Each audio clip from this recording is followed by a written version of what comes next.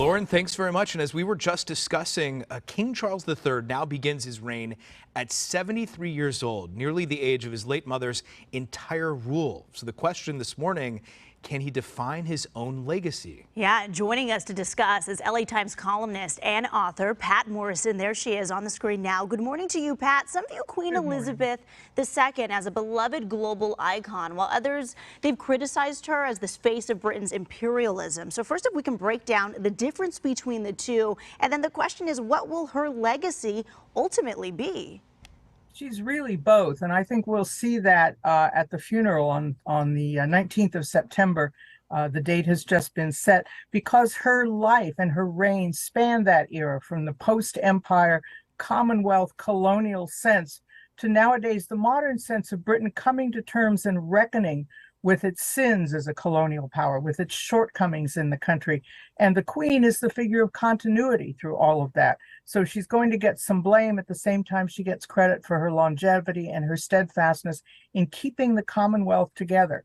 And whether or not the Commonwealth stays together and what remains of it will be one of her legacies. But she also kept her peace and said nothing political during her reign. She's not supposed to. She's supposed to be above politics. And we have Charles coming in with a long history of having spoken his mind on climate change, spoken his mind about bad modern architecture.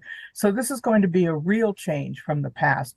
But I think her legacy and the extraordinary turnout at her funeral, the likes of which we will not have seen since the John F. Kennedy funeral in 1963, will tell us how beloved she is, but how much she is the last of her kind, in fact, the only one of her kind, and we will not see her like again. So, Pat, some are already discussing who is next in the line of succession. Britain's already looking ahead to Prince William's rule. Are they actually looking ahead to that at this point? Well, looking ahead versus looking forward, it's inevitable that unless he were to die, he will become king. The days are long gone when they settle the succession by fighting one another and stabbing with swords. That's all over. But now we have William, Prince of Wales, his wife, Catherine, Princess of Wales.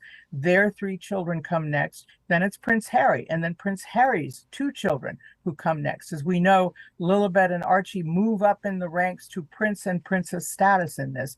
But a lot of people are thinking, well, Charles is 73. He's not going to live very long. What will the reign of Prince William, who just turned 40 this year, what will it look like? Will that be more modern? Will it be more embracing kind of Britain? And will Charles be a transitional figure or a transfigural figure? And you touched on this just now lightly. Let's get more into it. Charles was previously known as Prince of Wales. How does his accession shift the roles of those down the line? Because we're talking about William and Catherine now, who are becoming the Duke and Duchess of Cornwall and Prince and Princess of Wales.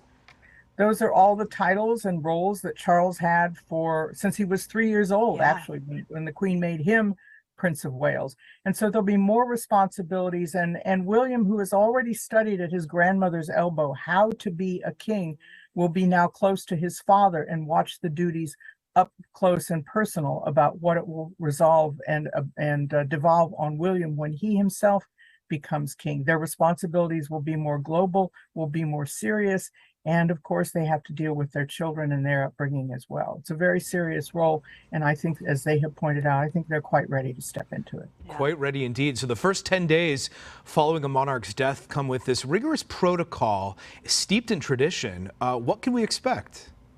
Well, because the Queen died in Scotland, and I can't remember a monarch who died in Scotland, Operation Unicorn takes effect, and it's named for that mythical figure of the unicorn on the royal coat of arms.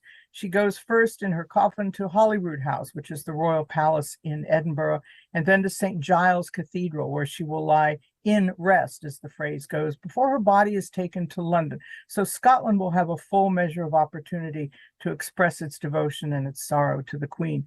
And then, of course, she will lie in state in Westminster Hall, that 1,000-year-old building in the heart of London. And here's something to watch for. As we saw with the Queen Mother, at one point, the Queen Mother's grandsons and great-grandsons, Charles, Edward, Andrew, William, Harry, took turns standing at the corner of her coffin in uniform.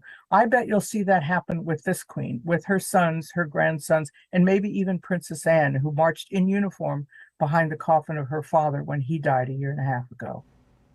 Pat, you've been so great giving us this perspective. I mean, the details, the pomp and circumstance, down to the leather-wrapped bells I've heard that are rung. I mean, it is detailed, and this has been a long time coming, inevitably. You know, she was 96 years old. So again, I appreciate it. Pat Morrison, you've been great. Head to latimes.com if you want to get more from Pat. On that note, it is 9:37 on this Saturday morning, and KTLA will have continuing coverage of the death of Queen Elizabeth II in the coming days as the UK prepares to lie the Queen to rest, including more from Lauren Lister in our next hour. And for the latest anytime, all you have to do is check KTLA.com.